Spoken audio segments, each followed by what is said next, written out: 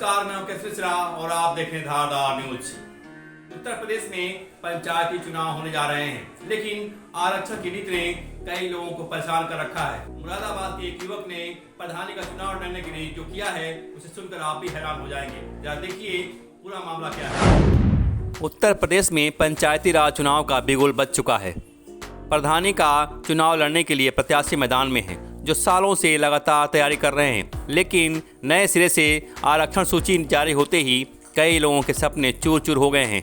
ताज़ा मामला मुरादाबाद के असदपुर गांव का है, जहां 3 मार्च को आरक्षण नीति के तहत पिछड़ी जात के लिए सीट आरक्षित कर दी गई, जिसमें समान जात के चुनाव लड़ने वाले उम्मीदवारों के उम्मीदों पर पानी फिर गया। दरअसल मुरादाबाद के असदपुर गांव से प्रधानी चुनाव लड़ने का एक अनोखा मामला सामने आया है। आज़ादी के बाद पहली बार असदपुर गांव पिछड़े वर्ग के लिए आरक्षित हुआ था।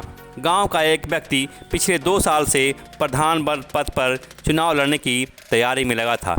इससे कई लोगों के सपने टूट गए। लोग घर पर आराम से बैठ गए, लेकिन एक व्यक्ति ने ठान लिया कि प्रधान पद के लिए हर हाल में चुनाव लड़ेगा, भले ही पिछड़ी जात का हो गया है तो क्या हुआ। उसका कहना था, मैं नहीं तो क्या हुआ, मेरे घर का कोई सदस्य ही चुनाव लड़ेगा।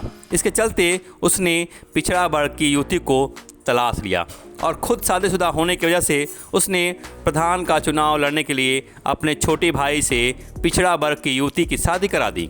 यानी युवक ने प्रधानी के लिए दूसरी बिरादरी की लड़की से शादी करवा दी। इतना ही नहीं, लड़की के आधार कार्ड में संशोधन कराते हुए पिता का नाम हटा करके पति का नाम दर्ज करवा दिया, जबकि नई दुल्हन अभी मायके में ही थी। लेकिन उसके सहारे पिछड़ी जात के लिए आरक्षित सीट पर चुनाव लड़ने की सियासी कोटियां बिछाई जाने लगी। पति और जेठ ने युवती को जिताने के लिए दिन रात मेहनत शुरू कर दी।